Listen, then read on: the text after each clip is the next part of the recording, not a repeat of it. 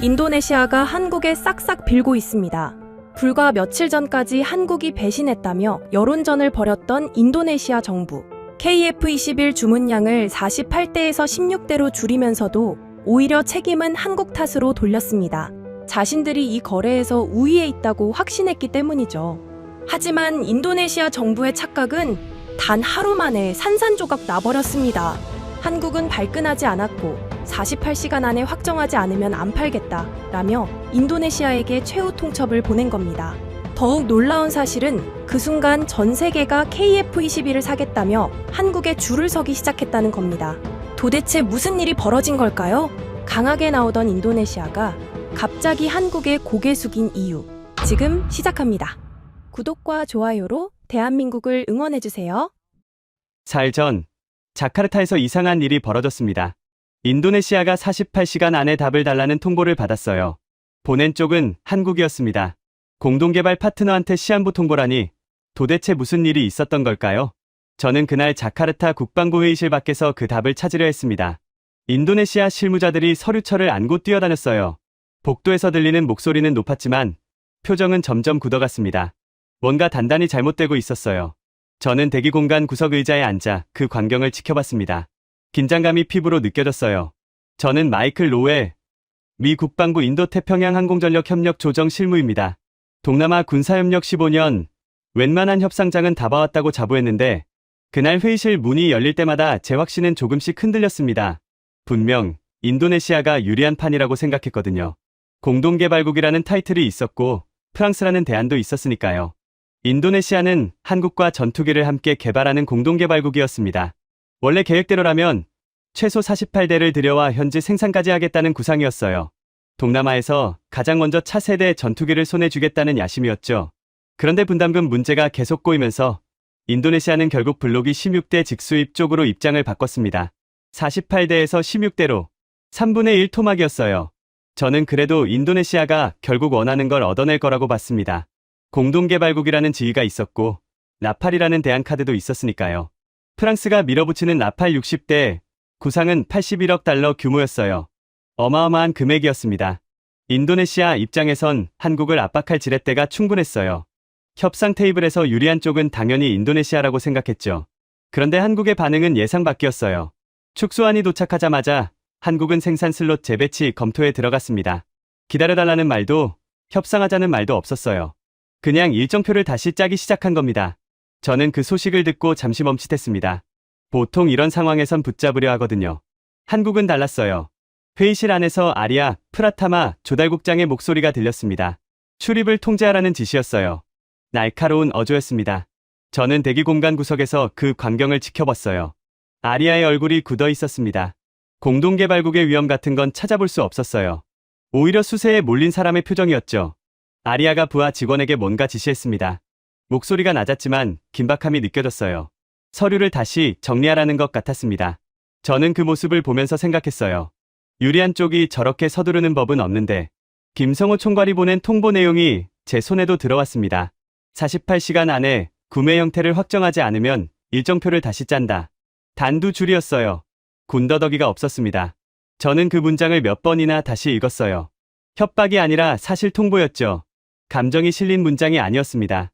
그래서 더 무게감이 있었어요. 김성호라는 사람을 저는 몇 차례 만난 적이 있었습니다. 말이 많은 사람이 아니었어요. 대신 숫자와 일정으로 말하는 스타일이었죠. 회의 때도 길게 설명하는 법이 없었습니다. 필요한 것만 짧게 말하고 끝이었어요. 그가 이런 통보를 보냈다면 한국은 진심이었습니다. 저는 그제야 상황이 심상치 않다는 걸 느꼈어요. 인도네시아 쪽에서 웅성거리는 소리가 커졌습니다. 누군가 대통령실과 통화하고 있었어요. 드위 안 한다. 정무라인 실세였습니다. 저는 복도 끝에서 그의 모습을 힐끗 봤어요. 휴대폰을 귀에 대고 뭔가 지시를 내리고 있었습니다. 표정이 단단했어요. 뭔가 결정을 내린 사람의 얼굴이었죠. 나중에 안 사실이지만 드위는 그 순간 여론전 문구를 지시하고 있었습니다. 한국이 배신했다는 프레임이었어요. 공동개발 파트너를 버리고 다른 나라에 먼저 팔려 한다는 식이었죠. 책임을 한국에 돌리겠다는 계산이었습니다. 저는 그 프레임이 먹힐 거라고 생각했어요. 적어도 인도네시아 국내에서는요. 여론이란 게 사실보다 감정에 움직이는 경우가 많으니까요. 하지만 뭔가 이상했습니다. 여론전을 준비하는 쪽이 왜 저렇게 초조해 보이는 걸까요? 유리한 쪽이 먼저 뛰어다니는 법은 없거든요. 저는 그제야 이 판의 구도가 제 예상과 다를 수 있다는 생각이 들었습니다. 불쾌한 느낌이었어요. 15년간 쌓아온 감각이 흔들리는 기분이었죠. 소피 르블랑에게서 메시지가 왔습니다. 프랑스 쪽 외신 기자였어요. 기사 초안을 보내왔더군요.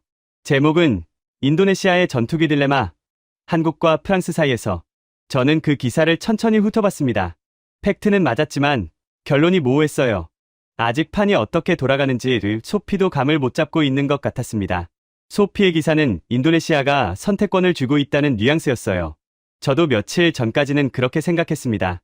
하지만 지금 눈앞에서 벌어지는 광경은 달랐어요. 선택권을 쥔 쪽이 저렇게 뛰어다니지 않거든요. 저는 소피에게 답장을 보내지 않았습니다. 아직 정리가 안 됐어요. 회의실 문이 다시 열렸습니다. 아리아가 나왔어요. 그의 손에는 서류철이 들려 있었습니다. 16대 블록이 구매안이라고 적힌 표지가 보였어요. 저는 그 서류철을 보면서 생각했습니다. 저게 인도네시아의 마지막 카드인 걸까요? 48대에서 16대로 줄인 것도 모자라.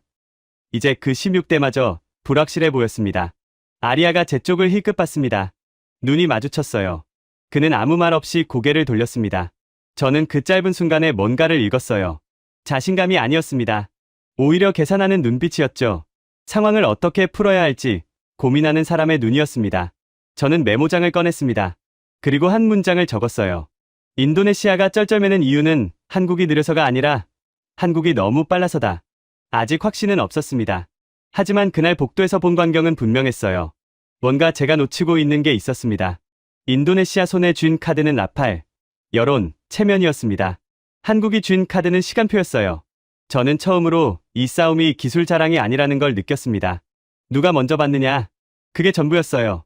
스펙이 아니라 속도, 성능이 아니라 납기. 게임의 규칙이 바뀌고 있었습니다. 김성호가 슬롯 재검토에 들어갔다는 소식이 들려왔습니다. 한국은 이미 다음 수를 두고 있었어요. 인도네시아가 답을 미루는 사이에요. 저는 그제야 이 게임의 규칙이 바뀌고 있다는 걸 알아차렸습니다. 한국은 기다려주지 않을 생각이었어요. 회의실 안에서 다시 목소리가 높아졌습니다. 하지만 저는 더 이상 그 소리에 신경 쓰지 않았어요. 제 시선은 김성호가 보낸 통보문에 머물러 있었습니다. 48시간. 그 숫자가 자꾸 눈에 밟혔어요. 시간이 흐르고 있었습니다.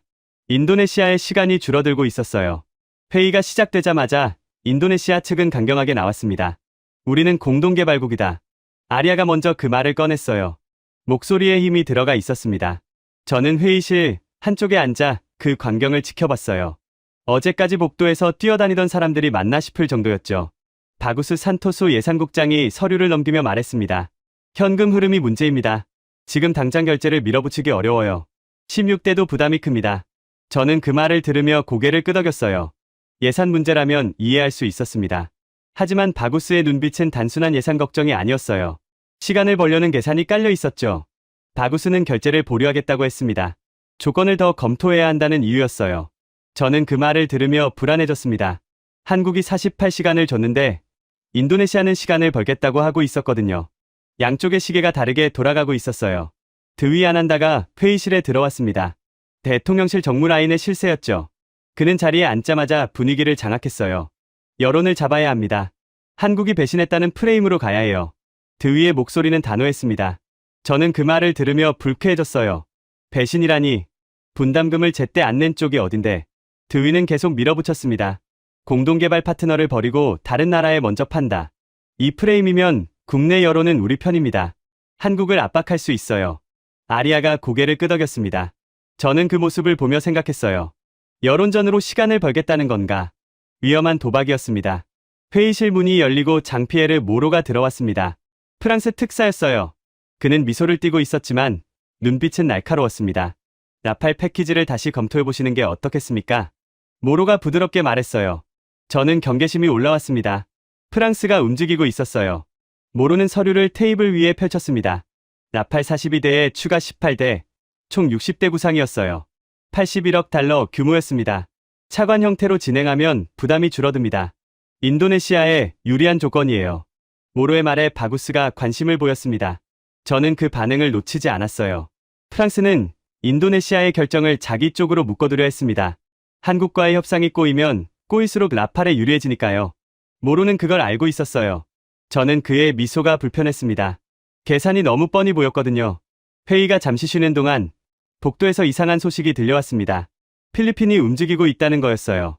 저는 처음엔 대수롭지 않게 생각했습니다. 필리핀은 아직 구체적인 계약 단계가 아니었으니까요. 그런데 내용을 들어보니 심상치 않았어요. 해외 군사 매체 보도에 따르면 필리핀이 2027년에서 2029년 인도 구간을 요청했다고 했습니다. 그냥 관심 표명이 아니라 구체적인 일정을 먼저 물어본 거였어요. 저는 그 소식을 듣는 순간 초조해졌습니다. 인도네시아가 미적대는 사이에 필리핀이 치고 들어오고 있었어요. 그 소식이 회의실 안으로 퍼졌습니다. 공기가 달라졌어요. 아리아의 목소리가 낮아졌습니다. 아까까지 큰소리치던 사람이 갑자기 조심스러워진 거죠. 저는 그 변화가 의아했어요. 필리핀 소식 하나에 이렇게까지 반응할 일인가 싶었거든요. 하지만 생각해보니 이해가 됐습니다. 인도네시아는 공동개발국이라는 타이틀로 먼저 받을 거라고 믿어왔어요. 그런데 필리핀이 일정부터 물어봤다는 건 그 순서가 뒤바뀔 수 있다는 뜻이었습니다. 공동개발국보다 일반 고객이 먼저 받는 상황. 인도네시아 입장에선 체면이 구겨지는 정도가 아니었어요. 드위가 뭔가 말하려 했지만 아리아가 손을 들어 막았습니다. 잠깐, 이 부분은 확인이 필요합니다. 아리아의 목소리가 낮았어요. 저는 그 모습을 보며 확신했습니다. 인도네시아는 흔들리고 있었어요. 한국이 늦을 거라는 확신이 우리가 늦을 수 있다는 불안으로 뒤집히고 있었습니다. 저는 결심했습니다. 직접 확인해야겠다고요. 한국 현장에 가서 눈으로 봐야 했어요. 소문과 보도만으로는 판단할 수 없었습니다. 저는 상관에게 연락해서 한국행 승인을 요청했어요. 내 이름으로 밀어붙였습니다. 승인이 떨어졌습니다. 저는 바로 일정을 잡았어요. 인도네시아에서 벌어지는 여론전과 체면 싸움은 어차피 제가 끼어들 자리가 아니었습니다. 하지만 한국의 실제 생산 능력과 일정은 확인할 수 있었어요. 그게 이 싸움의 본질이라면 직접 봐야 했습니다. 회의가 다시 시작됐습니다. 하지만 분위기는 아까와 달랐어요. 아리아의 목소리에서 힘이 빠져 있었습니다. 드위는 여전히 배신 프레임을 밀었지만 뭔가 공허하게 들렸어요. 바구스는 서류만 넘기고 있었습니다. 모로만 미소를 유지하고 있었죠. 그때 김성우에게서 메시지가 왔습니다. 시안 재통보였어요. 48시간 중 이미 12시간이 지났다는 내용이었습니다. 남은 시간 36시간. 저는 그 숫자를 보며 긴장했어요. 한국은 정말 기다려줄 생각이 없었습니다. 저는 회의실을 나왔습니다. 복도에서 창밖을 봤어요. 자카르타의 하늘은 흐렸습니다. 저는 생각했어요. 인도네시아가 가진 카드는 많아 보였습니다. 라팔, 여론, 체면, 공동개발국 지위. 하지만 그 카드들이 한국의 속도 앞에서 힘을 발휘할 수 있을까요? 필리핀은 체면 따위 신경 쓰지 않았습니다. 그냥 일정부터 물어봤어요. 언제 받을 수 있느냐? 단순하지만 강력한 질문이었습니다. 인도네시아는 공동개발국의 위험을 내세웠지만 결과적으로 결정만 늦어지고 있었어요. 저는 메모장에 한 줄을 더 적었습니다. 확신이 불안으로 바뀌는데 걸린 시간 30분. 필리핀 소식이 들어온 뒤 회의실 분위기가 바뀌기까지 걸린 시간이었어요. 저는 그 숫자가 의미심장하다고 느꼈습니다. 한국행 비행기는 내일 아침이었습니다. 저는 짐을 챙기면서 생각했어요. 이 싸움의 본질을 직접 확인해야 했습니다. 한국이 정말 그렇게 빠른지 아니면 허풍인지 눈으로 보면 알 수 있을 거였어요. 회의실에서 다시 목소리가 높아지는 게 들렸습니다. 하지만 저는 더 이상 거기 있을 이유가 없었어요. 제가 확인해야 할 건 자카르타가 아니라 한국에 있었습니다. 저는 호텔로 돌아가면서 김성우의 메시지를 다시 읽었어요. 36시간. 시계는 계속 돌아가고 있었습니다. 한국에 도착하자마자 저는 생산 현장으로 안내받았습니다. 공항에서 차로 1시간 거리였어요. 창밖으로 스쳐가는 풍경을 보면서 생각했습니다. 자카르타의 회의실과는 완전히 다른 세계로 들어가고 있다는 느낌이었어요. 현장에 들어서는 순간 공기가 달랐습니다. 자카르타에서 느꼈던 긴장감과는 종류가 다른 거였어요. 여기는 말이 아니라 움직임으로 돌아가는 곳이었습니다. 사람들이 빠르게 오갔어요. 누구도 멈춰 서서 수다를 떨지 않았습니다. 박기철 책임자가 저를 맞았습니다. 27년간 이 라인을 지켜온 사람이었어요. 악수를 나누는 순간 그의 손이 거칠다는 걸 느꼈습니다. 현장에서 잔뼈가 굵은 사람의 손이었죠. 박기철은 인사가 끝나자마자 바로 본론으로 들어갔어요. 설명보다 직접 보시는 게 빠릅니다. 박기철이 말했습니다. 저는 고개를 끄덕였어요. 그는 저를 생산 라인으로 안내했습니다.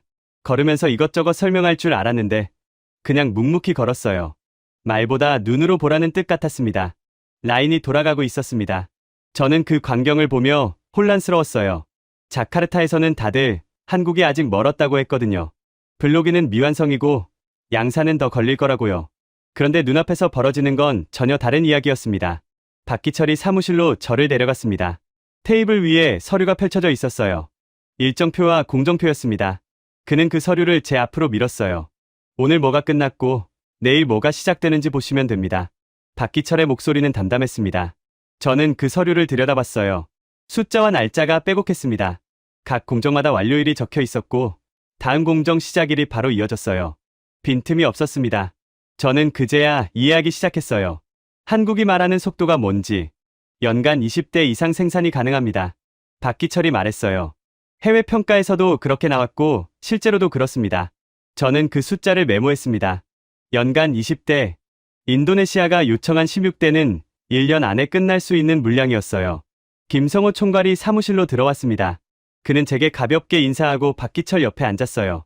다른 나라들도 문의가 들어오고 있습니다. 김성호가 말했습니다. 그의 목소리는 차분했지만 내용은 날카로웠어요.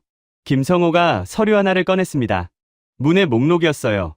필리핀, 말레이시아, 그 외 몇 개 나라 이름이 보였습니다. 다들 같은 걸 물어봅니다. 언제 받을 수 있느냐? 김성호가 말했어요. 저는 그 목록을 보며 압박감을 느꼈습니다. 인도네시아만 기다리는 게 아니었어요. 인도네시아는 48대에서 16대로 줄였습니다. 김성호가 말했어요. 공동개발국이라는 지위는 그대로 주장하면서요. 그의 말투에 감정은 없었습니다. 하지만 뜻은 분명했어요.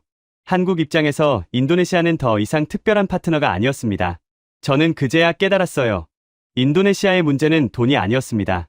결정 지연이었어요. 분담금을 깎고 물량을 줄이고 그러면서도 결정은 미루고 있었습니다. 한국은 그 지연을 기다려줄 이유가 없었어요. 다른 고객들이 줄을 서고 있었으니까요. 박기철이 공정표를 다시 가리켰습니다. 인도네시아가 하루 미루면 그 하루가 다른 나라한테 갑니다. 그의 목소리는 차가웠어요. 생산 슬롯은 한정되어 있습니다. 누군가 들어오면 누군가는 밀려요. 저는 그 말을 듣고 메모장에 적었어요. 슬롯은 무기다. 윤미정 실무가 서류를 들고 들어왔습니다. 조건표를 정리해왔다고 했어요. 분담금, 기술 이전 범위, 인도 일정이 한눈에 보이게 정리되어 있었습니다. 인도네시아가 선택할 수 있는 범위입니다. 윤미정이 말했어요. 저는 그 서류를 받아들었습니다. 깔끔했어요. 감정이 들어갈 자리가 없었습니다. 윤미정의 조건표를 보면서 생각했습니다. 한국은 협상하려는 게 아니었어요. 선택지를 제시하고 있었습니다. 이 안에서 고르라는 거였죠. 공동개발국의 체면 같은 건 고려 대상이 아니었어요. 그때 김성우의 전화가 울렸습니다. 잠시 통화하더니 제게 말했어요. 아리아 국장이 한국 현장을 보겠다고 방문을 요청했습니다. 저는 그 말을 듣고 고개를 끄덕였어요. 예상했던 일이었습니다. 하지만 의미는 달랐어요. 아리아의 방문 요청은 협력의 신호가 아니었습니다. 초조함의 신호였어요. 자카르타에서 큰소리치던 사람이 직접 와서 확인하겠다는 건 불안하다는 뜻이었습니다. 저는 확신했어요. 인도네시아는 흔들리고 있었습니다. 소피 르블랑에게서 메시지가 왔습니다. 한국 현장 취재를 신청하고 싶다는 내용이었어요. 저는 불편했습니다. 프랑스 쪽 기자가 한국 현장에 관심을 갖는 건 당연했지만 지금 이 타이밍은 민감했어요. 저는 답장을 보류했습니다. 박기철이 저를 현장 밖으로 안내했습니다. 문을 나서기 전 그가 멈춰섰어요. 저를 똑바로 쳐다봤습니다. 로엘 씨, 한 가지만 말씀드리겠습니다. 그의 목소리가 낮아졌어요. 저는 긴장했습니다. 이건 감정 싸움이 아닙니다. 박기철이 말했어요. 줄 서는 싸움이에요. 먼저 줄 선 사람이 먼저 받습니다. 공동개발국이든 뭐든 줄 안 서면 못 받아요. 그의 눈빛이 단단했습니다. 경고였어요. 저는 그 말을 가슴에 새겼습니다. 현장을 나오면서 생각했습니다. 자카르타에서 본 건 정치와 체면 싸움이었어요. 한국에서 본 건 달랐습니다. 일정표와 공정표, 생산 라인과 납기, 감정이 끼어들 자리가 없었어요. 숫자만 있었습니다. 라팔 60대의 구상이 떠올랐습니다. 인도네시아가 들고 있는 대안카드였죠. 하지만 라팔이 언제 올 수 있을까요? 프랑스도 생산 일정이 있을 거였어요. 한국처럼 빠르지 않을 가능성이 높았습니다. 인도네시아는 체면을 지키려다 시간을 잃고 있었어요. 차에 올라타면서 김성우의 말이 다시 떠올랐습니다. 다들 같은 걸 물어본다. 언제 받을 수 있느냐? 단순하지만 핵심을 찌르는 질문이었어요. 인도네시아는 공동개발국의 체면을 물었고 필리핀은 납기를 물었습니다. 누가 먼저 받을지는 뻔했어요. 저는 메모장을 펼쳤습니다. 오늘 본 걸 정리해야 했어요. 한국의 생산 능력 연간 20대 이상. 인도네시아 요청 16대. 숫자만 보면 문제가 없었습니다. 문제는 결정 지연이었어요. 인도네시아가 미루는 하루하루가 다른 나라에게 기회로 돌아가고 있었습니다. 박기철의 마지막 경고가 계속 맴돌았습니다. 줄 서는 싸움. 그 말이 이 싸움의 본질을 정확하게 짚고 있었어요. 저는 창밖을 보며 생각했습니다. 인도네시아는 아직 그 사실을 모르는 것 같았어요. 아니, 알면서도 인정하기 싫은 건지도 몰랐습니다. 공항으로 가는 길이었습니다. 저는 다음 행선지를 생각했어요. 자카르타로 돌아가야 했습니다. 하지만 이제 제 눈에 보이는 건 달랐어요. 한국에서 본 현장이 저희 새로운 기준이 됐습니다. 그 기준으로 자카르타의 회의실을 다시 보면 전혀 다른 풍경이 보이게 분명했습니다. 한국에 도착하자마자 저는 생산 현장으로 안내받았습니다. 공항에서 차로 1시간 거리였어요. 창밖으로 스쳐가는 풍경을 보면서 생각했습니다. 자카르타의 회의실과는 완전히 다른 세계로 들어가고 있다는 느낌이었어요. 현장에 들어서는 순간 공기가 달랐습니다. 자카르타에서 느꼈던 긴장감과는 종류가 다른 거였어요. 여기는 말이 아니라 움직임으로 돌아가는 곳이었습니다. 사람들이 빠르게 오갔어요. 누구도 멈춰 서서 수다를 떨지 않았습니다. 박기철 책임자가 저를 맞았습니다. 27년간 이 라인을 지켜온 사람이었어요. 악수를 나누는 순간 그의 손이 거칠다는 걸 느꼈습니다. 현장에서 잔뼈가 굵은 사람의 손이었죠. 박기철은 인사가 끝나자마자 바로 본론으로 들어갔어요. 설명보다 직접 보시는 게 빠릅니다. 박기철이 말했습니다. 저는 고개를 끄덕였어요. 그는 저를 생산 라인으로 안내했습니다. 걸으면서 이것저것 설명할 줄 알았는데 그냥 묵묵히 걸었어요. 말보다 눈으로 보라는 뜻 같았습니다. 라인이 돌아가고 있었습니다. 저는 그 광경을 보며 혼란스러웠어요. 자카르타에서는 다들 한국이 아직 멀었다고 했거든요. 블로기는 미완성이고 양산은 더 걸릴 거라고요. 그런데 눈앞에서 벌어지는 건 전혀 다른 이야기였습니다. 박기철이 사무실로 저를 데려갔습니다. 테이블 위에 서류가 펼쳐져 있었어요. 일정표와 공정표였습니다. 그는 그 서류를 제 앞으로 밀었어요. 오늘 뭐가 끝났고 내일 뭐가 시작되는지 보시면 됩니다. 박기철의 목소리는 담담했습니다. 저는 그 서류를 들여다봤어요. 숫자와 날짜가 빼곡했습니다. 각 공정마다 완료일이 적혀 있었고 다음 공정 시작일이 바로 이어졌어요. 빈틈이 없었습니다. 저는 그제야 이해하기 시작했어요. 한국이 말하는 속도가 뭔지. 연간 20대 이상 생산이 가능합니다. 박기철이 말했어요.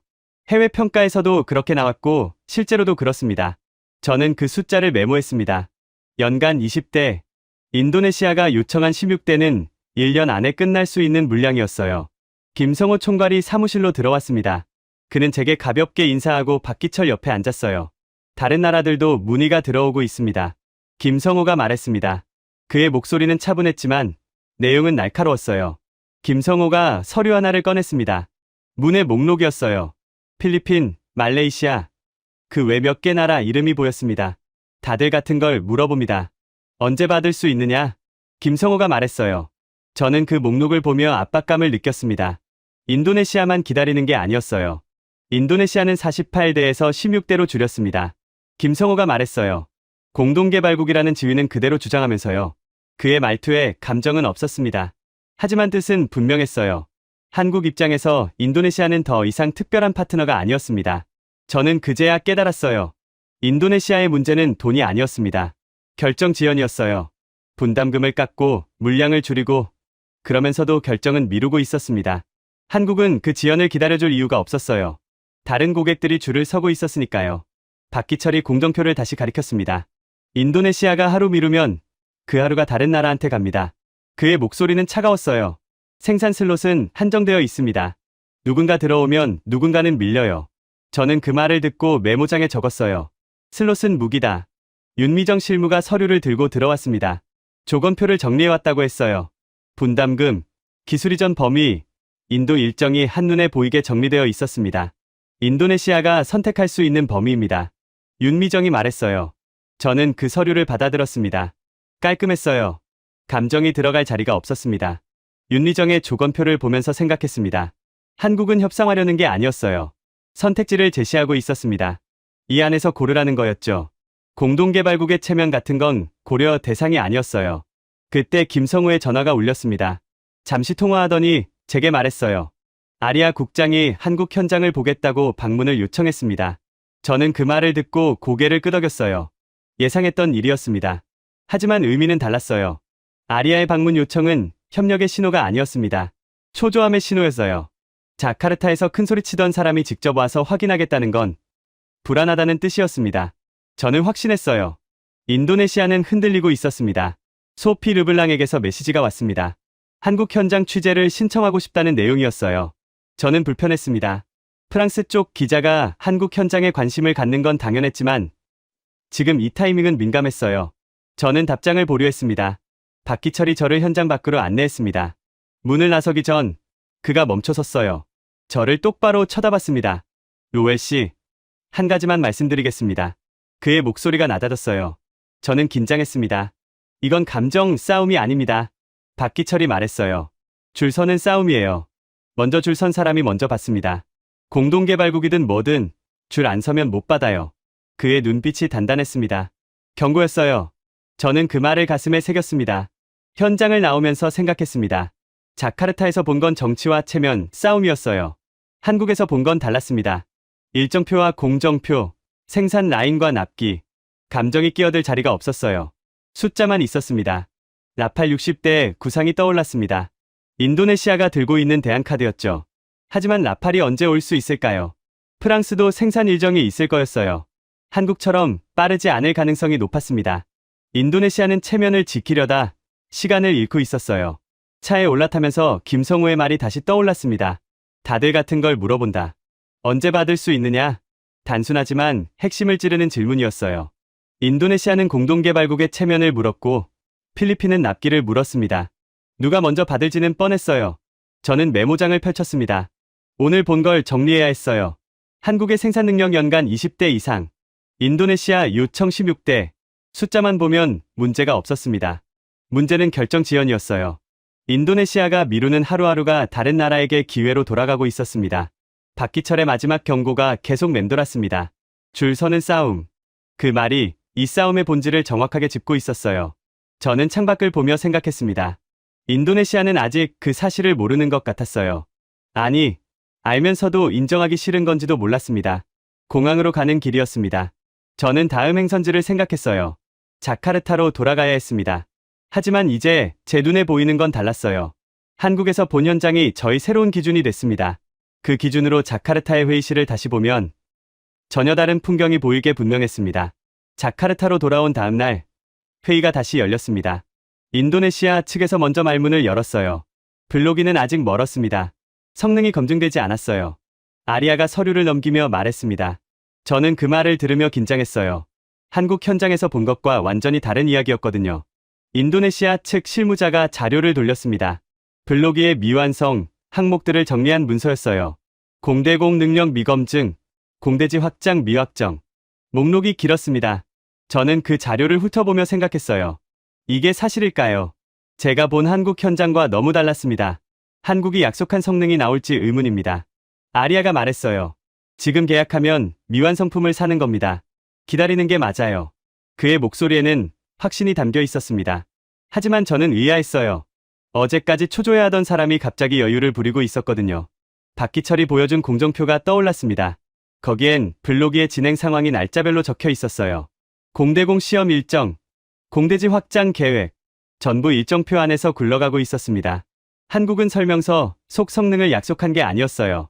완성으로 가는 과정을 보여줬습니다. 저는 가방에서 메모를 꺼냈습니다. 한국에서 적어온 내용이었어요. 박기철의 말이 정확하게 적혀 있었습니다. 블로기는 공대공과 공대지로 넓어지는 중이고 그 과정이 이미 일정 안에 들어가 있다. 저는 그 메모를 다시 읽으며 확신했어요. 인도네시아는 시간을 벌려고 성능 문제를 꺼낸 거였습니다. 회의실 문이 열리고 윤미정이 들어왔습니다. 서류를 들고 있었어요. 그녀는 테이블 위에 서류를 펼치며 말했습니다. 조건을 정리해왔습니다. 공동개발국의 말이 아니라 구매 고객의 서류로 정리했어요. 윤미정의 목소리는 차분했습니다. 하지만 뜻은 날카로웠어요. 저는 그 서류를 집중해서 봤습니다. 분담금 조정 내역, 기술 이전 범위, 인도 일정. 세 가지가 한눈에 정리되어 있었어요. 인도네시아가 선택할 수 있는 범위가 명확했습니다. 윤미정은 감정을 뺀 거였어요. 협상이 아니라 선택지 제시였습니다. 16대 블록이 직수입이 현재 인도네시아 쪽 결론입니다. 윤미정이 말했어요. 이 조건으로 진행하시려면 일정을 확정해 주셔야 합니다. 미루시면 슬롯이 다른 곳으로 갑니다. 그녀의 말투는 담담했지만 내용은 압박이었어요. 아리아의 표정이 굳어졌습니다. 아까까지 성능 문제를 들먹이며 여유를 부리던 사람이 갑자기 말을 아꼈어요. 저는 그 변화를 놓치지 않았습니다. 발언 수위가 낮아지고 있었어요. 공동개발국의 위험 같은 건 찾아볼 수 없었습니다. 우리는 파트너입니다. 아리아가 낮은 목소리로 말했어요. 이렇게 몰아붙이면 관계가 어려워집니다. 저는 그 말을 들으며 경계심이 올라왔습니다. 협박처럼 들렸거든요. 하지만 힘이 없었어요. 협박이 먹히려면 상대가 두려워해야 하는데 한국 쪽은 흔들리지 않았습니다. 김성호가 입을 열었습니다. 우선순위를 말씀드리겠습니다. 그의 목소리는 차분했어요. 준비된 나라가 먼저 받습니다. 결정을 미루면 순서에서 밀립니다.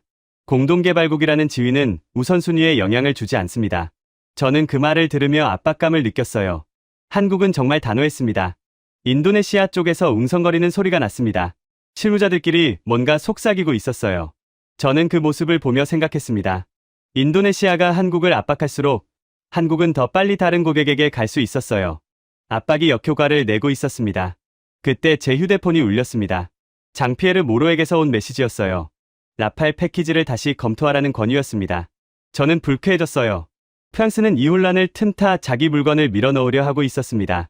회의장 안에서 인도네시아가 흔들리는 걸 보고 기회라고 생각한 거겠죠. 모로의 메시지에는 덧붙임이 있었습니다. 한국 전투기의 성능은 아직 검증되지 않았다. 라팔은 실전에서 증명됐다. 저는 그 문장을 보며 코웃음이 나왔어요. 성능 논쟁으로 끌고 가려는 속셈이 뻔했습니다. 하지만 이 싸움은 더 이상 성능 싸움이 아니었어요. 저는 메모장을 꺼냈습니다. 오늘 회의에서 본 걸 정리해야 했어요. 인도네시아 초조함 확인. 아리아 발언 수위 하락. 성능 논쟁은 시간 벌기용. 저는 그렇게 적었습니다. 냉정하게 기록해야 했어요. 감정을 섞으면 판단이 흐려지니까요. 아리아가 다시 입을 열었습니다. 16대는 확정입니다. 하지만 일정은 조금 더 검토가 필요해요. 그의 목소리가 작아져 있었어요. 아까처럼 큰소리치지 못했습니다. 저는 그 변화를 지켜보며 확신했어요. 인도네시아는 이미 수세에 몰려 있었습니다. 윤리정이 서류를 정리하며 말했습니다. 검토 기한은 36시간입니다. 그 안에 확정하지 않으시면 슬롯 배치가 변경됩니다. 저는 그 말을 들으며 시계를 봤어요. 시간이 계속 흐르고 있었습니다. 인도네시아가 미적대는 동안에도요. 회의가 잠시 쉬는 동안 저는 복도로 나왔습니다. 창밖을 보며 생각했어요. 인도네시아가 가진 카드는 많았습니다. 라팔, 여론, 체면, 공동개발국 지위. 하지만 그 카드들이 한국의 속도 앞에서 힘을 잃고 있었어요. 성능 논쟁을 꺼내도 소용없었습니다. 한국은 이미 완성을 향해 달리고 있었거든요. 라팔과 KF-21의 경쟁 구도가 떠올랐습니다. 인도네시아 군사 매체들은 양강 구도라고 분석하고 있었어요. 하지만 실제로는 달랐습니다. 라팔은 성능은 검증됐지만 납기가 문제였어요. KF-21은 속도가 빨랐습니다. 지금 인도네시아에게 필요한 건 성능 자랑이 아니라 빠른 전력화였어요. 저는 메모장에 한 줄을 더 적었습니다. 싸움의 이름이 바뀌었다. 성능 경쟁에서 납기 경쟁으로. 그게 이 회의에서 제가 확인한 가장 중요한 변화였어요. 인도네시아는 아직 성능 얘기를 하고 있었지만 한국은 이미 일정표로 말하고 있었습니다. 회의가 다시 시작됐습니다. 하지만 분위기는 완전히 달라져 있었어요. 아리아는 더 이상 큰소리치지 않았습니다. 윤리정이 제시한 조건표를 들여다보고 있었어요. 저는 그 모습을 보며 생각했습니다. 이게 반전이었어요. 인도네시아가 한국을 압박하려 했지만 결과는 정반대였습니다. 한국은 흔들리지 않았고 오히려 인도네시아가 쫓기고 있었어요. 공동개발국의 체면도 라팔이라는 대안도 한국의 속도 앞에선 힘을 발휘하지 못했습니다. 저는 자리에 앉아 마지막 메모를 적었습니다. 누가 먼저 받느냐? 이제 이 싸움은 그게 전부다. 성능 논쟁은 끝났어요. 남은 건 시간이었습니다. 인도네시아가 결정을 내리기까지 남은 시간 36시간. 시계는 멈추지 않았습니다. 자카르타로 돌아온 날, 회의장 분위기가 완전히 달라져 있었습니다. 들어서는 순간 느꼈어요. 공기가 무거웠습니다. 인도네시아 실무자들이 휴대폰을 들여다보고 있었어요. 뭔가 퍼지고 있었습니다. 영상이었습니다. 한국 전투기가 하늘을 나는 장면이었어요. 시험 비행 영상, 생산 라인 가동 장면, 완성된 기체가 경납고에서 나오는 모습. 한두 개가 아니었습니다. 여러 매체에서 쏟아지고 있었어요. 저는 그 영상들을 보며 충격을 받았습니다. 한국은 말로 설명하지 않았어요. 눈으로 보여주고 있었습니다. 한국은 아직 멀었다는 말이 있었죠. 인도네시아 측에서 계속했던 말이었어요. 블로기는 미완성이고 양산은 더 걸릴 거라고요. 그런데 영상 속 전투기는 이미 현실의 하늘에서 움직이고 있었습니다. 말과 현실이 달랐어요. 저는 그 괴리를 보면서 생각했습니다. 인도네시아가 시간을 벌려던 논리가 무너지고 있었어요.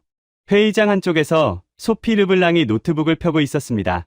취재진 출입이 허용된 구역이었어요. 소피는 영상을 보며 뭔가 적고 있었습니다. 저는 그녀 옆으로 다가갔어요. 화면에 기사 초안이 떠 있었습니다. 기사 방향을 바꿨어요. 소피가 말했습니다. 성능 비교는 의미가 없어졌어요. 핵심은 누가 먼저 봤느냐입니다. 저는 그 말을 들으며 압박감을 느꼈습니다. 프랑스 기자조차 프레임을 바꾸고 있었어요. 라팔의 성능 우위를 강조하던 논조가 사라지고 납기 경쟁으로 초점이 옮겨가고 있었습니다. 소피의 기사 제목이 눈에 들어왔습니다. 동남아 전투기 경쟁, 승부는 납기에서 갈린다. 저는 그 제목을 보며 고개를 끄덕였어요. 정확했습니다. 해외 군사 매체들도 비슷한 분석을 내놓고 있었어요. 한국의 일정 준수와 생산 속도가 이번 전투기 경쟁의 핵심이라고요. 회의실 안으로 들어갔습니다. 아리아가 실무자들과 뭔가 논의하고 있었어요. 목소리가 낮았습니다. 드위가 키운 배신, 프레임을 어떻게 할지 이야기하는 것 같았어요. 저는 멀찍이 앉아서 그 모습을 지켜봤습니다. 아리아가 드위 쪽을 힐끗봤습니다. 드위는 여전히 배신, 프레임을 밀고 있었어요. 한국이 공동개발 파트너를 저버렸다는 논조였죠.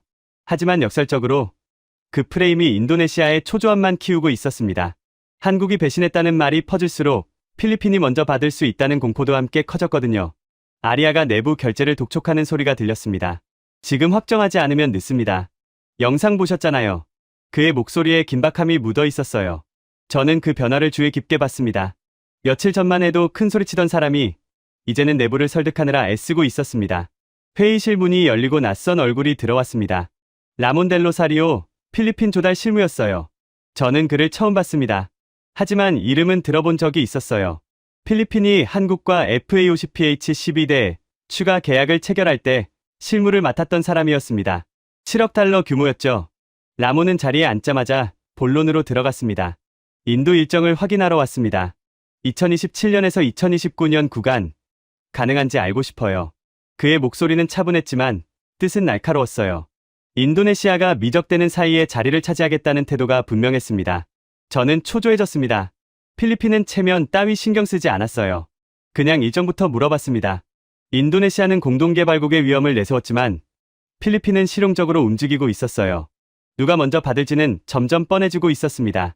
아리아가 라몬을 힐끗봤습니다. 표정이 굳어 있었어요. 공동개발국인 인도네시아보다 일반 고객인 필리핀이 먼저 받을 수 있다는 상황. 체면이 구겨지는 정도가 아니었습니다. 저는 그 긴장감을 피부로 느꼈어요.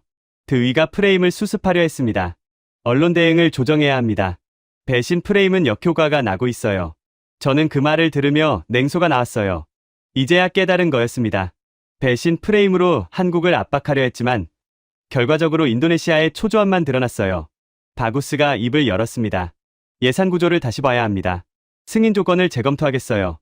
그의 목소리는 조심스러웠어요. 저는 그의 눈빛을 봤습니다. 예산 핑계를 대고 있었지만 그 눈에는 계산이 들어 있었어요. 놓치면 끝이라는 걸 알고 있었습니다. 블록1 가격이 1200억 원, 블록2 가격이 1600억 원이라는 자료가 돌았습니다. 공개된 가격이었어요. 인도네시아가 요청한 16대면 2조 5천억 원이 넘는 규모였습니다. 바구스가 예산을 이유로 말을 아끼는 게 이해됐어요. 하지만 그게 전부는 아니었습니다. 김성호에게서 메시지가 왔습니다. 시한 재경고였어요. 남은 시간 24시간. 저는 그 숫자를 보며 압박감을 느꼈습니다. 한국은 정말 기다려줄 생각이 없었어요. 인도네시아가 결정을 미루는 동안 시계는 계속 돌아가고 있었습니다. 회의가 잠시 쉬는 동안 저는 창가로 갔습니다. 자카르타의 하늘을 보며 생각했어요. 영상 속 한국 전투기가 떠올랐습니다. 현실의 하늘에서 움직이고 있었어요.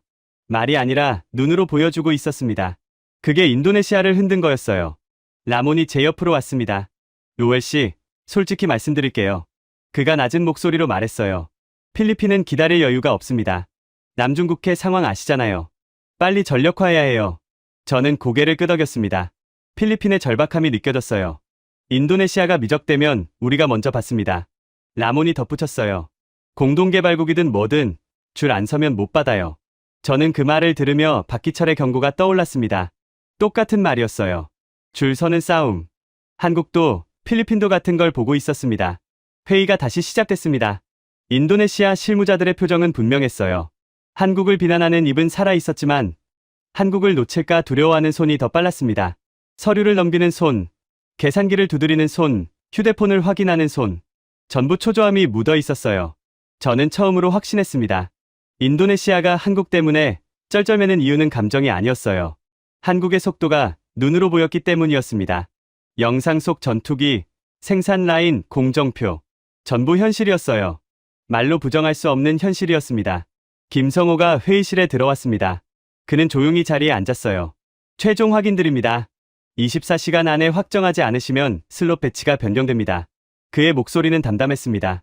협박이 아니었어요. 사실 통보였습니다. 저는 메모장을 꺼냈습니다. 오늘 본 걸 정리해야 했어요. 영상 충격, 프레임 붕괴, 필리핀 압박, 그리고 한 줄을 더 적었습니다. 한국의 속도는 눈으로 보여줄 수 있다. 그게 인도네시아를 흔든 진짜 이유다. 저는 그 문장을 보며 고개를 끄덕였어요. 이제 확실했습니다. 저는 숫자로만 다시 정리하기로 했습니다. 감정도 체면도 결국 숫자 앞에서 방향을 바꾸거든요. 호텔방에 돌아와서 노트북을 펼쳤어요. 지금까지 모은 자료들을 한눈에 볼 수 있게 정리해야 했습니다. 분담금부터 받습니다. 인도네시아는 원래 1조 6천억 원을 내기로 했어요. 공동개발 분담금이었죠. 그런데 납부가 계속 지연되면서 재협상이 이루어졌습니다. 결과는 6천억 원, 1조 원이 날아간 거였어요. 저는 그 숫자를 보며 생각했습니다. 분담금이 줄어든 만큼 인도네시아의 지위도 달라졌을 거였어요. 기술 이전 범위를 확인했습니다. 분담금이 줄어든 뒤 기술 이전 범위도 함께 줄어들었더군요. 당연한 결과였습니다.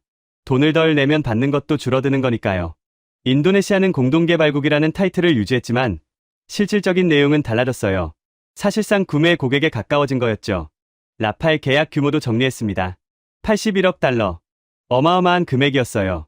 42대에 추가 18대를 더해 총 60대 구상이었습니다. 하지만 이건 차관 형태였어요. 인도네시아가 빚을 지는 구조였습니다. 저는 그 숫자를 보며 생각했어요. 이 규모가 오히려 인도네시아 예산을 더 조심스럽게 만들고 있었습니다. UAE 투자도 있었습니다. 150억 달러 규모의 협력 투자가 언급되고 있었어요. 인도네시아가 여러 방향으로 손을 뻗고 있다는 뜻이었죠. 하지만 그게 오히려 결정을 복잡하게 만들고 있었습니다. 선택지가 많으면 좋을 것 같지만 결정은 더 느려지거든요. 숫자를 쭉 늘어놓고 보니 그림이 그려졌습니다. 인도네시아는 분담금을 줄이고 물량을 줄이고 그러면서도 공동개발국의 대우를 원했어요. 한국 입장에서 받아들이기 어려운 요구였습니다. 내는 건 적게 내고 받는 건 똑같이 받겠다는 거니까요. 반면 한국은 어떻게 움직였을까요? 저는 김성호가 보여준 자료들을 떠올렸습니다.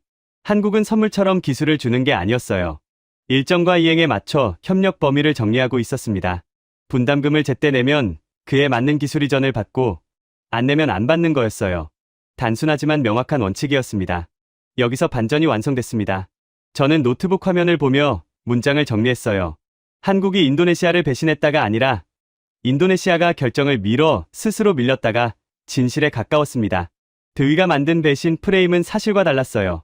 한국은 원칙대로 움직였을 뿐이었습니다. 다음 날 회의에서 변화가 나타났습니다. 아리아가 말을 바꿨어요. 더 이상 공동개발국의 지위를 앞세우지 않았습니다. 16대라도 먼저 확정하겠습니다. 아리아가 말했어요. 그의 목소리는 낮았지만 결정은 분명했습니다. 저는 그 변화를 주의 깊게 봤습니다. 공동개발국의 말로 버티던 사람이 이제는 먼저 확정하겠다고 나선 거였어요. 며칠 사이에 완전히 달라진 태도였습니다. 숫자가 그를 움직인 거였어요. 감정이 아니라 계산이었습니다. 윤리정이 조건표를 다시 펼쳤습니다. 분담금 조정에 따른 기술 이전 범위입니다. 그녀가 말했어요. 6천억 원 기준으로 정리했습니다. 이 범위 안에서 선택해 주시면 됩니다. 윤리정의 목소리는 차분했습니다. 감정이 들어갈 자리가 없었어요. 아리아가 그 조건표를 들여다봤습니다. 한참 동안 말이 없었어요. 저는 그의 표정을 봤습니다. 체념이 섞여 있었습니다. 공동개발국으로서 더 많은 걸 받으려던 계획이 무너진 거였어요. 하지만 지금 중요한 건 체면이 아니라 시간이었습니다. 바구스가 움직였습니다. 예산 구조를 다시 짜겠다고 했어요. 16대 도입 예산을 재배치하겠습니다. 승인 일정을 앞당길 수 있어요. 바구스의 목소리는 조심스러웠지만 방향은 분명했습니다. 결제를 미루던 사람이 이제는 앞당기겠다고 나선 거였어요. 저는 그 변화가 놀라웠습니다. 며칠 전만 해도 바구스는 예산을 이유로 시간을 끌었거든요. 그런데 지금은 정반대로 움직이고 있었습니다. 필리핀이 치고 들어오고 영상이 퍼지고 숫자가 정리되면서 계산이 바뀐 거였어요.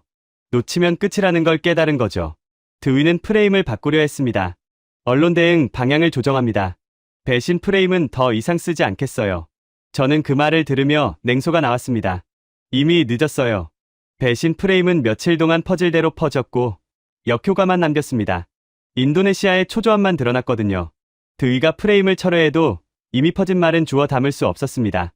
해외 매체들은 이미 인도네시아의 딜레마를 보도하고 있었어요. 공동개발국이 결정을 미루는 사이 일반 고객이 먼저 받을 수 있다는 내용이었죠. 드위의 여론전은 실패한 거였습니다. 김성호가 슬롯 가이드를 공지했습니다. 현재 기준으로 생산 슬롯 배치를 안내드립니다. 그가 서류를 돌렸어요. 확정 순서대로 슬롯이 배정됩니다. 미확정 건은 후순위로 밀립니다. 저는 그 서류를 받아들었습니다. 명확했어요. 먼저 결정한 나라가 먼저 받는 구조였습니다. 인도네시아 실무자들이 그 서류를 들여다봤습니다. 웅성거리는 소리가 났어요.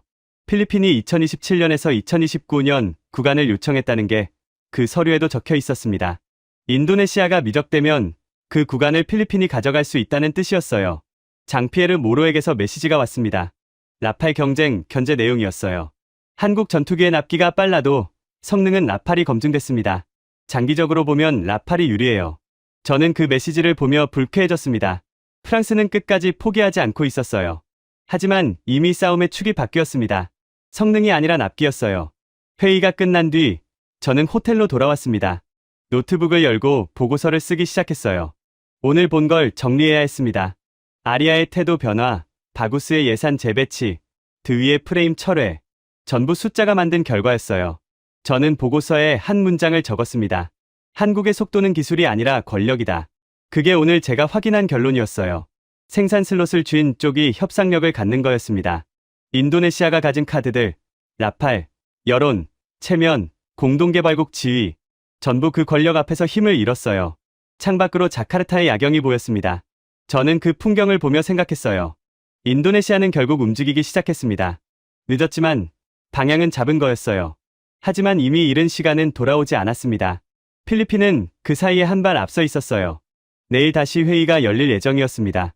이번엔 최종 확정이 나올 수도 있었어요. 저는 메모장을 덮으며 생각했습니다. 숫자는 거짓말을 하지 않는다. 감정과 체면은 숫자 앞에서 방향을 바꾼다. 그게 이 며칠 동안 제가 배운 가장 중요한 교훈이었어요. 시계를 봤습니다. 자정이 넘어가고 있었어요. 김성호가 준 시한까지 남은 시간은 12시간이었습니다. 내일 아침이면 결론이 날 거였어요. 저는 불을 끄고 침대에 누웠습니다. 하지만 잠은 쉽게 오지 않았어요. 내일 회의장에서 어떤 일이 벌어질지 머릿속으로 계속 그려지고 있었습니다. 자카르타에서 다시 열린 실무회의는 시작부터 공기가 달랐습니다. 회의실에 들어서는 순간 느꼈어요. 며칠 전의 긴장감과는 종류가 다른 거였습니다. 더 이상 싸우려는 분위기가 아니었어요. 뭔가 결정을 내리려는 공기였습니다. 아리아가 먼저 입을 열었습니다. 저는 그가 또 공동개발국 타이틀을 꺼낼 줄 알았어요. 그런데 달랐습니다. 우리가 먼저 확정하겠습니다. 아리아가 말했어요. 공동개발국인이 먼저 받아야 한다는 말은 없었습니다. 그냥 먼저 확정하겠다고 했어요. 저는 그 변화에 공감이 갔습니다. 아리아도 결국 현실을 받아들인 거였어요. 며칠간 버티고 프레임을 만들고 시간을 끌어봤지만 소용없었습니다. 한국의 속도 앞에서 그 모든 노력이 힘을 잃었어요. 아리아는 그걸 인정한 거였습니다. 김성호가 서류를 꺼냈습니다. 생산 슬롯과 인도 절차가 정리된 문서였어요. 그는 조용히 그 내용을 읽어 내려갔습니다. 현재 기준 슬롯 배치입니다. 확정 순서대로 인도가 진행됩니다. 김성호의 목소리는 담담했어요. 감정이 없었습니다. 숫자와 일정만 있었어요. 저는 그 서류를 주의 깊게 봤습니다. 인도네시아가 선택할 수 있는 범위가 명확하게 정리되어 있었어요. 16대 블록이 2028년에서 2030년 인도 구간, 분담금 6천억 원 기준 기술 이전 범위, 전부 한눈에 들어왔습니다. 협상의 여지가 없었어요. 선택만 하면 되는 구조였습니다. 김성호가 절차를 읽는 동안 저는 확신이 들었습니다. 한국은 처음부터 이 구조를 만들려고 했던 거였어요. 감정 싸움을 피하고 숫자로 정리하고 선택지를 제시하는 방식. 인도네시아가 아무리 체면을 내세워도 결국 이 구조 안에서 선택할 수밖에 없었습니다. 회의실 문이 열리고 라몬이 들어왔습니다. 필리핀 조달 실무였어요. 그는 자리에 앉자마자 일정 확인을 다시 걸어왔습니다. 2027년에서 2029년 구간 확정 가능한지 최종 확인하러 왔습니다. 라몬의 목소리는 차분했지만 뜻은 날카로웠어요. 저는 긴장했습니다. 라몬의 일정 요청은 협박이 아니었어요. 준비 완료의 신호였습니다. 필리핀은 이미 결정을 내린 상태였어요.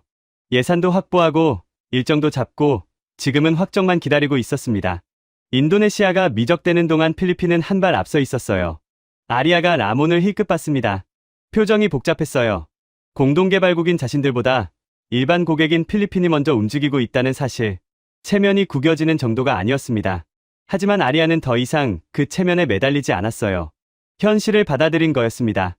소피 르블랑이 회의장 한쪽에서 반응을 기록하고 있었습니다. 저는 그녀를 힐끗봤어요. 노트북에 뭔가 빠르게 적고 있었습니다.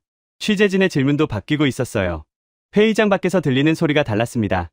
며칠 전만 해도 질문은 한국이 배신했나였어요. 드위가 만든 프레임이 먹히고 있었거든요. 그런데 지금은 달랐습니다. 인도네시아가 왜 늦었나? 질문의 방향이 바뀌어 있었어요. 저는 그 변화를 주의 깊게 봤습니다. 여론의 흐름이 바뀌고 있었습니다. 해외 보도들도 비슷한 논조로 흘러가고 있었어요. 공동개발국보다 먼저 받는 나라가 나올 수 있다는 점이 이번 사안의 핵심으로 언급되고 있었습니다. 한국이 배신했다는 프레임은 힘을 잃었어요. 대신 인도네시아의 결정 지연이 부각되고 있었습니다. 드위가 조용히 자리에 앉아 있었습니다. 며칠 전의 기세는 온데간데 없었어요. 배신 프레임을 철회한 뒤로 그는 말을 아끼고 있었습니다. 저는 그 모습을 보며 냉소가 나왔어요. 여론전은 실패했습니다. 결국 현실이 이긴 거였어요. 바구스가 손을 들었습니다. 예산 승인 절차를 앞당기겠습니다. 그가 말했어요. 저는 안도감이 들었습니다. 며칠간 결제를 미루던 사람이 이제는 승인 신호를 보내고 있었어요. 숫자가 그를 움직인 거였습니다. 놓치면 끝이라는 계산이 체면보다 앞선 거였죠. 바구스의 승인 신호는 분위기를 바꿨습니다. 인도네시아 실무자들의 표정이 달라졌어요. 긴장이 풀리는 게 보였습니다. 며칠간 버티고 끌고 미루던 싸움이 끝나가고 있었어요. 저는 그 순간을 지켜보며 생각했습니다. 결국 숫자가 이겼어요. 윤리정이 서류를 정리해서 아리아에게 건넸습니다. 조건표 최종본이었어요. 분담금, 기술이전, 인도 일정이 전부 명시되어 있었습니다. 서명하시면 절차가 시작됩니다. 윤미정이 말했어요. 그녀의 목소리는 담담했습니다. 확정의 순간이었어요. 아리아가 그 서류를 받아들었습니다. 잠시 들여다봤어요. 그리고 펜을 들었습니다. 저는 그 순간 이상하게 담담해졌어요. 며칠간 긴장하고 초조하고 분석하느라 바빴는데 정작 결정의 순간에는 감정이 없었습니다. 왜 그랬을까요? 생각해보니 답은 간단했어요. 한국이 특별히 큰 소리를 친 게 아니었거든요. 불가능하다던 납기와 생산이 이미 현실로 굴러가고 있었을 뿐이었습니다. 영상으로 보여주고 일정표로 증명하고 공정표로 확인시켜줬어요. 말이 아니라 현실이었습니다. 아리아가 서류에 서명했습니다. 펜 소리가 회의실에 울렸어요. 저는 그 소리를 들으며 생각했습니다. 며칠간의 싸움이 이 한순간으로 정리됐어요. 공동개발국의 체면도, 배신 프레임도, 라팔 경쟁도 전부 이 서명 앞에서 의미를 잃었습니다. 소피가 카메라를 들었습니다. 서명 장면을 찍으려는 거였어요. 아리아가 잠시 멈칫했지만 이내 고개를 끄덕였습니다. 체면을 지키려던 싸움은 끝났어요. 이제는 결정을 내린 모습을 보여줘야 할 때였습니다. 라몬이 자리에서 일어났습니다. 필리핀도 최종 확정을 요청하겠습니다. 그가 말했어요. 저는 고개를 끄덕였습니다. 필리핀은 처음부터 일정을 물었어요. 체면 따위 신경 쓰지 않았습니다. 그래서 먼저 움직일 수 있었던 거였어요. 김성호가 자리에서 일어나며 말했습니다. 확정 감사드립니다. 일정대로 진행하겠습니다.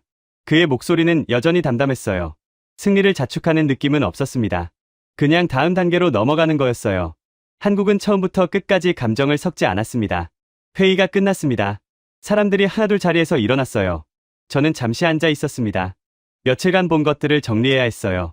인도네시아의 초조함, 한국의 단호함, 필리핀의 실용성, 세 나라의 태도가 선명하게 대비됐습니다. 저는 메모장을 꺼냈습니다. 마지막 메모를 적어야 했어요. 한국은 설득하지 않았다. 증명했다. 그게 이 며칠간 제가 확인한 가장 중요한 사실이었습니다. 말로 압박하지 않고 현실로 보여줬어요. 그게 인도네시아를 움직인 힘이었습니다. 창밖으로 자카르타의 하늘이 보였습니다. 흐렸던 며칠과 달리 오늘은 맑았어요. 저는 그 하늘을 보며 생각했습니다. 이 싸움은 끝났어요. 하지만 이게 끝이 아니라 시작이었습니다. 동남아 전투기 시장의 판이 바뀌고 있었어요. 한국이 그 중심에 서 있었습니다. 워싱턴으로 돌아오는 비행기 안에서 저는 보고서를 썼습니다. 처음에 적었던 첫 문장이 마음에 들지 않았어요. 인도네시아와 한국 간 전투기 계약 분쟁. 그렇게 시작했었죠. 하지만 그건 틀린 표현이었습니다. 저는 첫 문장을 지우고 다시 썼습니다. 이건 계약 분쟁이 아니라 속도 전쟁이었다. 그게 맞았어요. 며칠간 자카르타와 한국을 오가며 본 건 협상 테이블 위에 밀고 당기기가 아니었습니다. 누가 더 빨리 움직이느냐의 싸움이었어요. 창밖으로 구름이 보였습니다. 저는 그 풍경을 보며 지난 며칠을 떠올렸어요. 자카르타 국방부 회의실, 한국 생산 현장, 다시 자카르타. 짧은 시간이었지만 많은 걸 봤습니다. 제 관점이 완전히 바뀌었어요. 인도네시아는 한국을 탓하며 버티려 했습니다. 배신 프레임을 만들고 라팔 카드를 흔들고 공동개발국의 체면을 내세웠어요. 하지만 결국 어떻게 됐나요? 한국을 놓칠까 두려워 서류를 붙잡는 쪽으로 움직였습니다. 저는 그 변화를 직접 봤어요. 박기철이 보여준 공정표가 떠올랐습니다.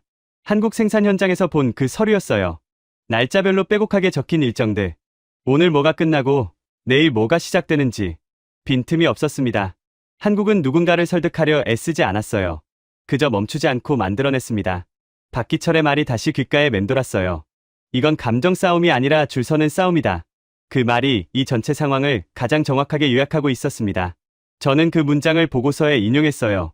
현장에서 나온 말이 가장 진실에 가까웠거든요. 워싱턴에 도착한 다음 날, 김성호에게서 연락이 왔습니다. 마무리 통화였어요. 저는 몇 가지 확인할 게 있어서 질문을 던졌습니다. 그가 대답하는 방식은 여전히 담담했어요. 감정 없이 사실만 말하는 스타일이었죠.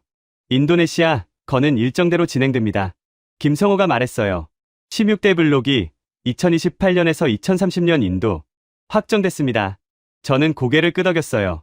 며칠간 끌어온 싸움이 결국 그렇게 정리된 거였습니다. 저는 물었습니다. 인도네시아가 더 일찍 결정했으면 어땠을까요? 김성호가 잠시 침묵했어요. 그리고 대답했습니다. 우선순위는 감정이 아니라 준비와 이행입니다. 빨리 결정한 나라가 빨리 받아요. 단순합니다. 그의 목소리는 차분했어요. 하지만 뜻은 명확했습니다. 저는 그 말을 보고서에 적었습니다. 준비와 이행. 한국이 이 싸움에서 적용한 기준이었어요. 공동개발국이든 일반 고객이든 그 기준 앞에서는 똑같았습니다. 먼저 준비하고 먼저 결정하면 먼저 받는 거였어요. 한국 현장에서 소식이 들려왔습니다. 박기철이 다음 공정에 착수했다는 내용이었어요. 인도네시아 건이 확정되자마자 바로 다음 단계로 넘어간 거였습니다. 저는 그 소식을 듣고 존중심이 들었어요. 쉬지 않고 움직이는 사람이었습니다. 27년간 그 라인을 지켜온 사람. 박기철은 그런 사람이었어요. 말로 설명하지 않고 일정표로 증명했습니다. 외국인들 앞에서도 마찬가지였어요. 설명 대신 증빙. 그게 그의 방식이었습니다. 저는 그 방식이 한국 전체를 대변하는 것 같았어요. 생산 능력이 연간 20대 이상이라는 해외 평가가 있었습니다. 저도 그 숫자를 보고서에 넣었어요. 하지만 숫자만으로는 부족했습니다. 그 숫자 뒤에 있는 사람들, 멈추지 않는 라인, 날짜별로 채워지는 공정표. 그게 진짜 힘이었어요. 아리아에게서 연락이 왔습니다. 예상 밖이었어요. 그가 먼저 연락할 줄은 몰랐거든요. 내용은 간단했습니다. 내부 브리핑 방향을 바꿨다는 거였어요. 더 이상 한국 탓을 하지 않기로 했다고요. 저는 담담하게 그 말을 들었습니다. 아리아는 체면을 잃었어요. 공동개발국이라며 큰소리쳤지만 결국 일반 고객처럼 조건표를 받아들였거든요. 하지만 그가 체면을 지키려다 더 큰 걸 잃을 뻔했다는 것도 사실이었습니다. 시간이 무서운 거였습니다. 아리아가 말했어요. 미루면 미룰수록 손해가 커졌어요. 그걸 너무 늦게 깨달았습니다. 저는 그 말을 들으며 고개를 끄덕였어요. 솔직한 고백이었습니다. 체면보다 시간의 무서움을 배운 거였죠. 필리핀 쪽에서도 소식이 들려왔습니다. 라몬이 일정 고정을 최종 요구했다는 내용이었어요. 2027년에서 2029년 구간. 필리핀은 처음부터 끝까지 일정만 물었습니다. 체면 따위 신경 쓰지 않았어요. 그래서 준비된 나라의 자리를 선점할 수 있었습니다. 저는 긴장하며 그 소식을 확인했어요. 필리핀이 인도네시아보다 먼저 받을 수도 있다는 뜻이었거든요. 공동개발국보다 일반 고객이 먼저. 며칠 전만 해도 상상하기 어려운 일이었습니다. 하지만 지금은 현실이 되고 있었어요. 소피 르블랑의 최종 기사가 올라왔습니다. 제목은 동남아 전투기 경쟁, 한국이 판을 바꾸다. 저는 그 기사를 읽으며 인정할 수밖에 없었어요. 프랑스 기자가 쓴 기사였지만 내용은 정확했습니다. 라팔 편향 없이 사실을 정리했더군요. 소피의 기사에는 이런 문장이 있었습니다. 성능 경쟁의 시대는 끝났다. 이제 승부는 누가 먼저 주느냐에서 갈린다. 저는 그 문장에 밑줄을 그었어요. 제가 보고서에 쓰려던 결론과 같았거든요. 보고서를 마무리해야 했습니다. 저는 책상 앞에 앉아 마지막 문단을 썼어요. 이 모든 과정을 지나며 내 관점은 완전히 바뀌었다. 한국은 대안이 아니었다. 상식을 깨는 제작국이었다. 저는 그렇게 적었습니다. 며칠 전만 해도 저는 한국을 과소평가했어요. 동남아 군사협력 15년 동안 전투기 시장은 미국과 유럽이 지배한다고 믿어왔거든요. 한국은 기껏해야 대안 정도라고 생각했습니다. 그런데 틀렸어요. 모두가 불가능하다고 했던 걸 한국은 가능으로 만들고 있었습니다. 연간 20대 이상 생산, 일정대로 움직이는 라인, 말이 아니라 현실로 증명하는 방식. 저는 그 힘의 원천이 뭔지 생각해봤어요. 결론은 간단했습니다. 사람과 라인, 그리고 멈추지 않는 속도. 박기철 같은 사람들이 27년간 그 자리를 지켰어요. 김성호 같은 사람들이 숫자와 일정으로 협상을 이끌었습니다. 윤리정 같은 사람들이 조건표를 깔끔하게 정리했어요. 한 사람의 영웅이 아니라 시스템이었습니다. 저는 보고서 마지막 문장을 적었습니다. 모두가 불가능하다고 했던 걸 가능으로 만드는 힘은 결국 사람과 라인, 그리고 멈추지 않는 속도에서 나온다. 그게 이번 출장에서 제가 확인한 가장 중요한 사실이었어요. 창밖으로 워싱턴의 하늘이 보였습니다. 저는 보고서를 저장하고 의자에 기대앉았어요. 며칠간의 긴장이 풀리는 느낌이었습니다. 하지만 동시에 뭔가 남는 게 있었어요. 여운이라고 해야 할까요? 한국이라는 나라가 다르게 보이기 시작했습니다. 전투기 시장만의 이야기가 아니었어요.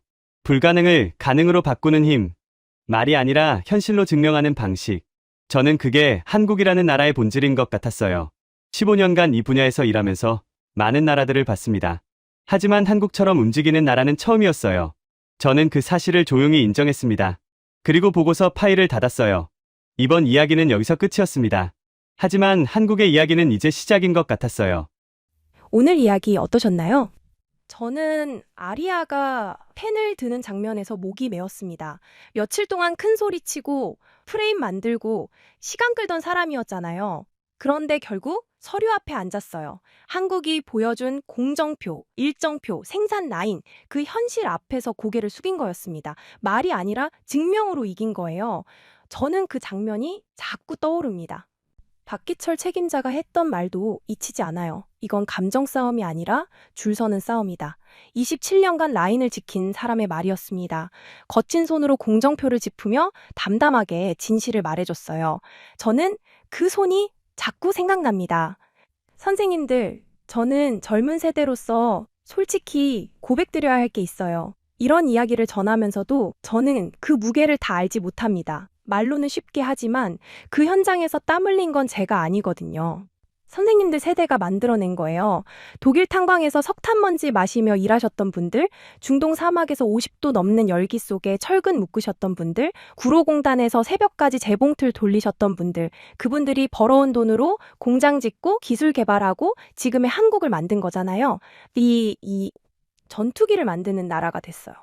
세계가 줄 서서 기다리는 나라가 됐습니다. 그게 하늘에서 뚝 떨어진 게 아니에요. 선생님들 세대가 한 땀 한 땀 쌓아 올린 거예요. 혹시 이런 생각 하시는 분 계세요? 나는 뭘 했나? 늙기만 했지 한 게 없다. 그런 생각 하지 마세요. 절대 그렇지 않거든요. 선생님들 손등에 있는 주름, 그거 훈장이에요. 손바닥에 박힌 굳은 살, 그것도 훈장입니다. 거울 보시면 주름이 보이시죠? 그 주름 하나하나가 대한민국을 만든 증거예요. 부끄러워하실 거 하나도 없어요. 선생님들은 영웅입니다. 제가 확신합니다. 이름 없이, 기록 없이 묵묵히 이 나라를 만드신 영웅이에요. 저는 앞으로도 이런 이야기 계속 전해드릴게요. 선생님들 말동무가 되고 싶어요. 친구가 되고 싶습니다. 대한민국이 이룬 일들, 세계가 놀란 일들 하나하나 찾아서 들려드릴게요. 약속드립니다. 선생님들 요즘 많이 춥죠? 1월인데 바람이 매섭잖아요. 외출하실 때 목도리 꼭 하세요. 장갑도요. 손 시리면 주머니에 손난로 하나 넣어 다니시고요. 따뜻한 국물 드시고 몸 좀 안 좋으시면 병원 가세요. 참지 마시고요. 오늘 이야기 들으시면서 잠깐이라도 가슴이 뜨거워지셨다면 좋겠어요. 창밖에 겨울하늘 보이시죠? 그 하늘 아래서 선생님들이 평생 일하셨어요. 이제는 좀 쉬셔도 돼요. 편하게 쉬시면서 가끔 이렇게 생각해 주세요. 내가 만든 나라가 잘 크고 있구나. 구독이랑 좋아요 부담 갖지 마세요. 돈 드는 거 아니에요. 그냥 버튼 한번 누르시는 거예요. 로그인 복잡하시면 안 하셔도 돼요. 댓글도요, 독수리 타법이어도 괜찮아요. 오타 나도 괜찮습니다. 선생님들 목소리 듣고 싶어서 그래요. 존경하고, 감사하고, 사랑합니다. 지금까지 대한민국의 감동을 전하는 감동 유나였습니다. 대한민국의 기적 같은 이야기 다음에 또 들려드릴게요. 좋은 하루 되세요.